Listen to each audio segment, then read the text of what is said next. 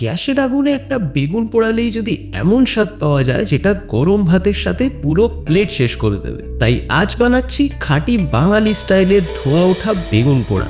খুব কম উপকরণ কিন্তু স্বাদটা অসাধারণ। তাই রেসিপিটাকে শেষ অবধি দেখার অনুরোধ রইল, কারণ আমি শেয়ার করেছি অনেক রকম টিপস যেটা আপনার রেসিপিকে করবে একদম পারফেক্ট।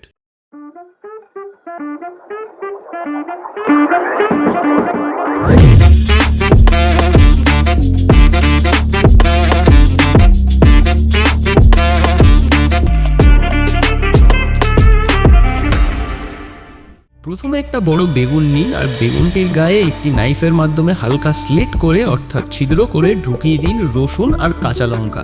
এরপরে একটু সর্ষের তেল দিয়ে এটাকে ভালো করে মাখিয়ে নিন এবং একটি টমেটো অল্প সর্ষের তেল দিয়ে আপনি এখানে মাখিয়ে নিন। এইবার বেগুন আর টমেটোটাকে সরাসরি আমরা চালান করব গ্যাসের ওপরে। এবার এটাকে পোড়াতে থাকুন এবং ততক্ষণ পোড়াতে থাকুন যতক্ষণ না চারিদিকটা খুব ভালোভাবে বার্ন হয়ে যায় আর ভেতরটা খুব সুন্দরভাবে কুক হয়ে যায়। এটা একটু টাইম অবশ্যই নেবে, তবে মাথায় রাখবেন যখনই একটা দিকে একটু বেশি কালো হয়ে যাবে এটাকে আমরা ঘুরিয়ে ঘুরিয়ে সম্পূর্ণ দিকটাকে ভালো করে রান্না করে নেব। দেখতেই পাচ্ছেন পোড়া বেগুন আর টমেটো একদম সুন্দরভাবে রেডি হয়ে গেছে। এবার এটাকে তুলে প্রথমে ঠান্ডা হতে দিন, তারপরে যখনই এটা ঠান্ডা হবে খুব ভালো করে একটি একটি করে এগুলোকে ছাড়িয়ে নিন এবং ক্লিন এবং সুন্দর আপনার বেগুন আর টমেটোটাকে সাইড করে নিন। এবার ছোট দুটো জিনিস আমরা চপ করব, যেটার মধ্যে রয়েছে পেঁয়াজ এবং ধনেপাতা। খুব তাড়াতাড়ি ছোট ছোট পিসে এগুলোকে চপ করে নিই। পেঁয়াজ আর টমেটোটা কিন্তু চপ হয়ে গেলে আমাদেরকে যে ঠান্ডা হওয়া বা ছাড়ানো টমেটো এবং বেগুন রয়েছে এটাকে একটি নাইফের মাধ্যমে ভালোভাবে চপ করতে হবে। এবং মাথায় রাখবেন এই টাইমে আপনি যত ভালোভাবে এটাকে চপ করবেন এটা কিন্তু ততটাই মিহি হবে। দেখবেন যেহেতু এটা অলরেডি দুটো জিনিস খুব সুন্দরভাবে রান্না হয়ে গেছে তাই আপনাকে চপ করতে একদমই বেগ পেতে হবে না।